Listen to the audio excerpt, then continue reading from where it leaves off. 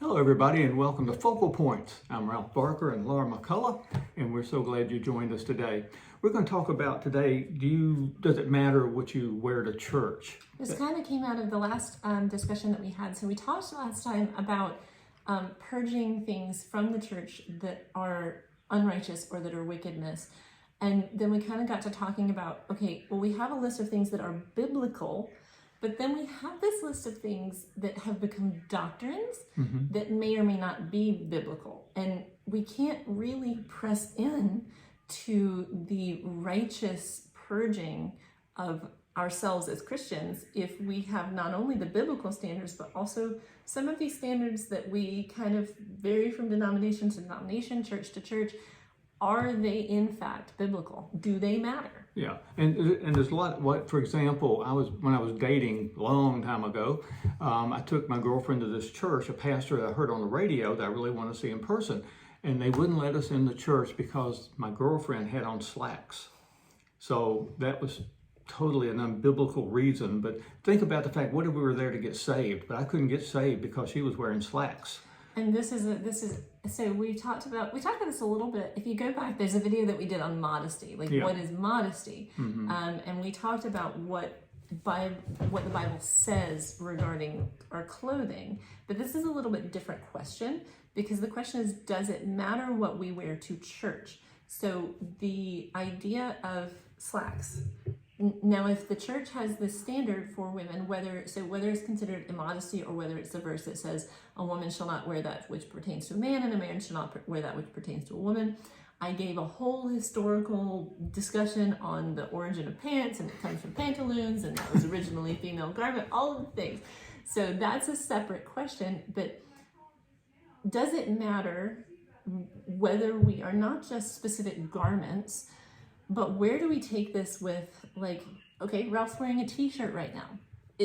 Does it matter to God if Ralph shows up in a t-shirt to church? Because you have everything from denominations where everyone is in their absolute Sunday best, right? With the hats and the dress to the nines and the three-piece suits.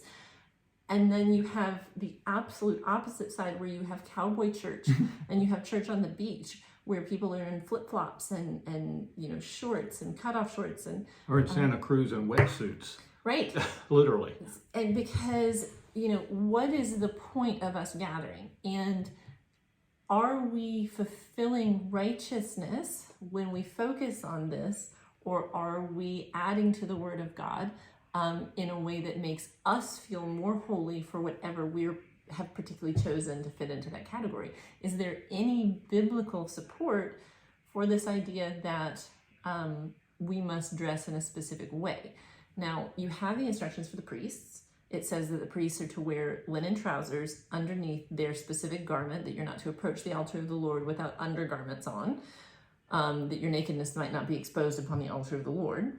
But they also had to wear the full regalia, the breastplate and the turban and the specific garments, and that was given to the priests specifically, right? So it wasn't really extended necessarily. Now, I don't know that there's probably some Scots and kilts that are worshiping somewhere that may or may not have appropriate undergarments, and does that matter to the Lord, right? Well, you can make the argument too, like if I was going to go meet the governor, I would wear a coat and a tie and a suit. I'm going to meet the Lord, so do I wear t-shirts and shorts? I don't know. I mean, I don't know if I have to think that way. That's an argument that's often made, that we are presenting an offering to the Lord by our presence at service or at church, and we should be striving to bring a pleasing offering, that we should be doing something that is special or different. And so for example, for our church, we don't have a dress code. Yeah. Now, if someone were wearing something that was distracting to others, a garment that was in some way really distracting or really a stumbling block. Now, you may make the assumption that I'm talking about like a woman wearing a low-cut top. We would pray about how to help her see the effect that was having without it being something that was harmful to her. However, there's a really big spectrum of that, because we have pregnant women and nursing moms that are taking care of babies, and there's a million different reasons. Like it's really relationship based.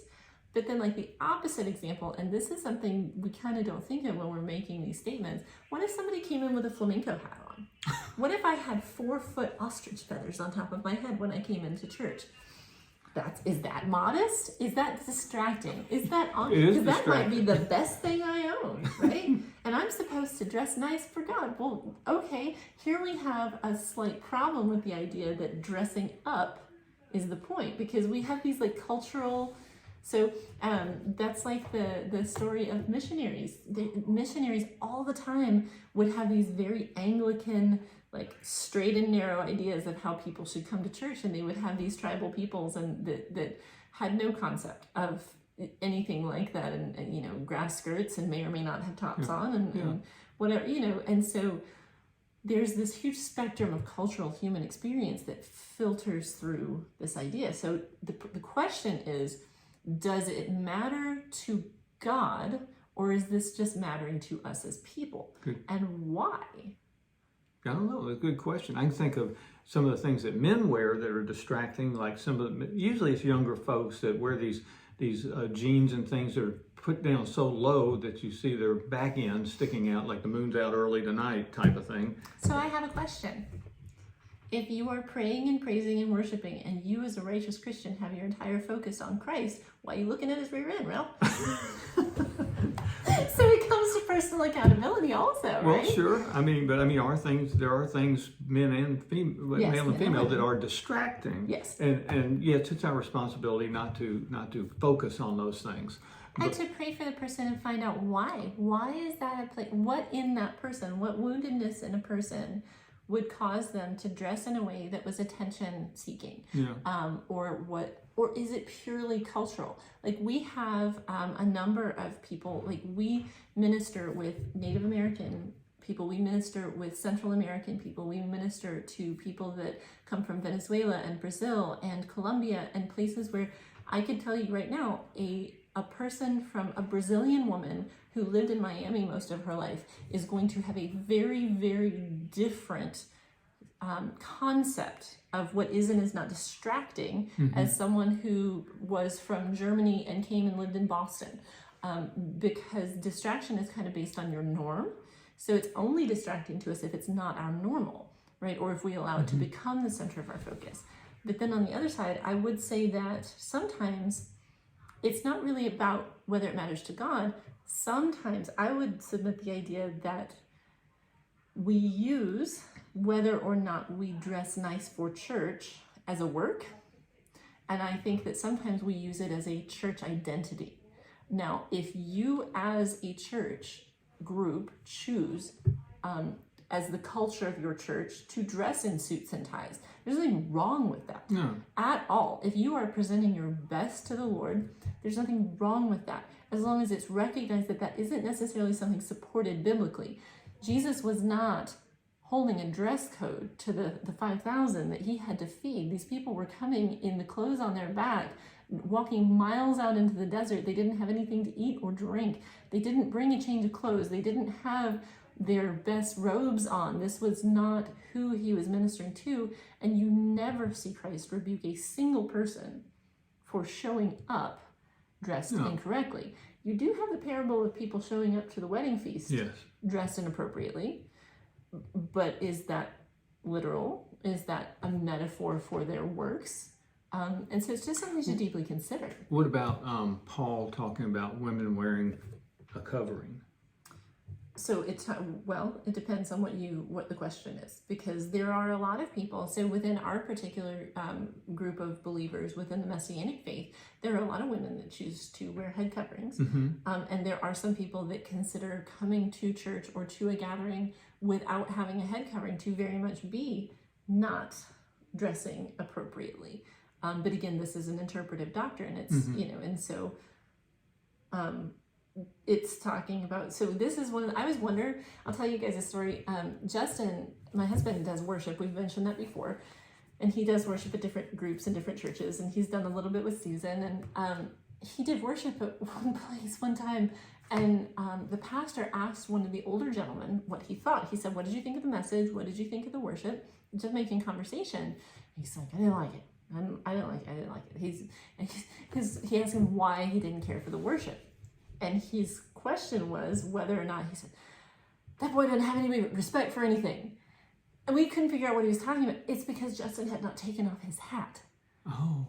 We had no idea. This is not culturally something for us, for Justin to wear a hat in church. And it was apparently incredibly offensive to this gentleman who was a very traditional Southern Christian. Sure. We didn't know. We meant no disrespect, but for him it was very distracting. So is that our responsibility, or is that his responsibility? Well, Paul says basically, when in Rome, do as the Romans do.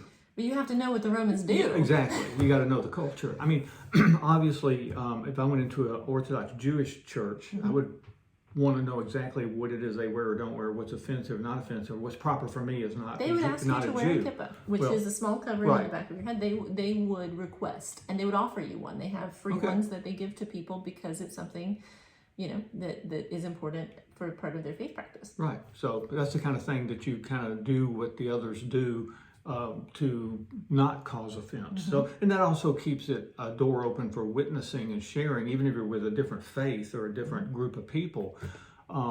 If you go to some of the real country Baptist churches up here, many of them are what they call hyper-Calvinist, which means they believe predestination is so absolute that God's already made the choice, so you don't have to witness. Which would, perhaps the congregation where you and your friend were asked to leave, clearly you were not predestined because she wore pants that day. Yeah. And so then you get into the question, the original question that you asked is a really good one.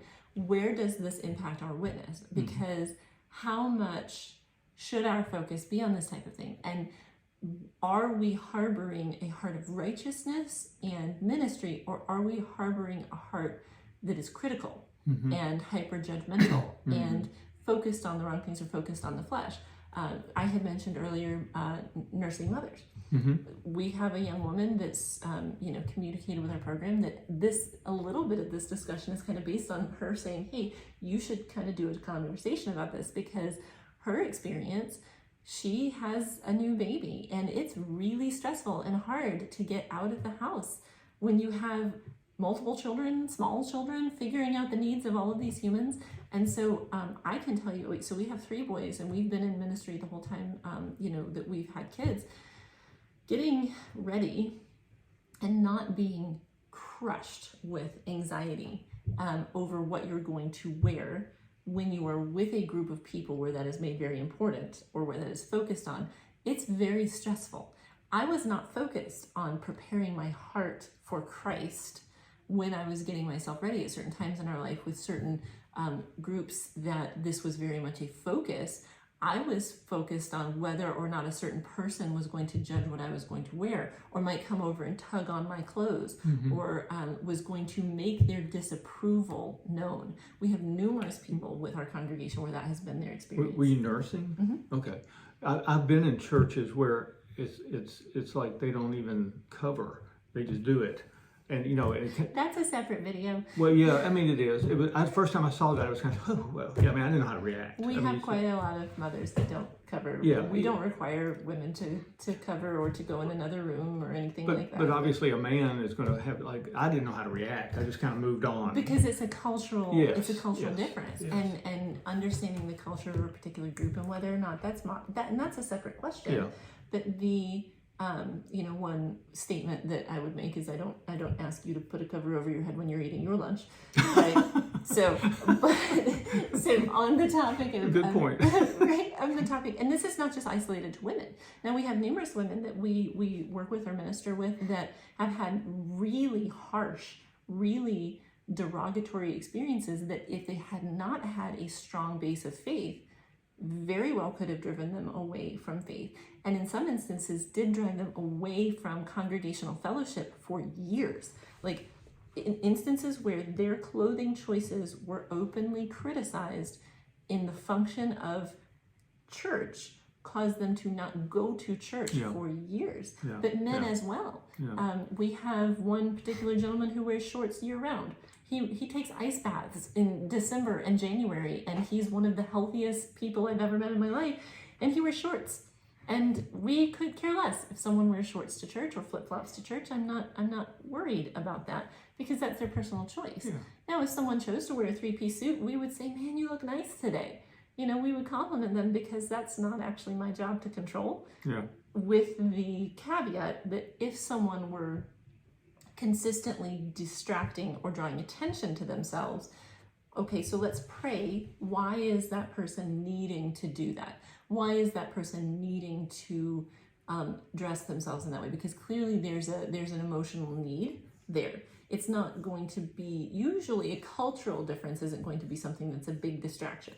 And the nursing thing, that's something that we can have a conversation about, because one of the most knockdown, drag out arguments I've ever had with a member of our leadership team was over the concept of covered or uncovered nursing. So that's, it's kind of in that realm of, does it matter what we wear to church? Now, we're not trying to answer the question. We're trying, as always, to get you to ask, why did I answer that question the way that I did? So if I said, does it matter what we wear to church? And your immediate answer was no. Why?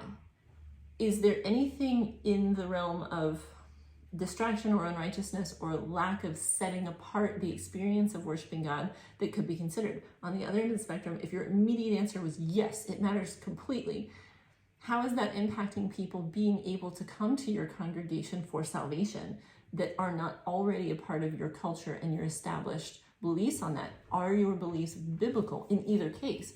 Because always we want to be causing questions. What would be interesting is how a church body would react if a street person came in and sat down. Well, I can tell you how ours reacts. Ours surrounds them and prays and finds out what they need prayer for. We had a man come in that was suicidal, that was filthy, and we surrounded him and prayed for him. But I've seen churches that are more up to do that they it's a different reaction, and I will pray for them also. Yeah, I mean that's a hard thing. I mean, you feel, one thing, you don't know how to relate. I mean, you haven't been a street person, so you don't know what that's like. That's one reason people maybe stand back. And I can understand that. Yeah. However, the fundamental question that should be in your mind is, are they human? Do you know how to relate to humans? Yeah. So a human dressed in any way, a human in a bathing suit is still a human. A human in filthy rags is still a human. A human with no teeth is still a human. Yeah. Technically, a human that's high is still a human. And that could be an angel unaware too. I mean, God could be. Well, that's another story. I mean, angel encounters. I've had several of those, and you probably have too. But we're out of time again. But we need to. With the time. So this is. I think maybe the fundamental question is: so are humans welcome in your church, and does the package that they come in matter? Not simply does what we wear matter, because technically what we wear is just packaging our humanity. Right? Yeah. Right. So. Right. That good? Yeah. We try to keep it short, but we just have so much fun. We just keep going. Questions or comments to focalpointschannel@gmail.com. And if you see us in person, please, we love ideas. If you have something you'd like us to talk about or something we need to expand more, we're always glad to do that. So write us, talk to us, and in the meantime, you be blessed and have a wonderful day. Be blessed.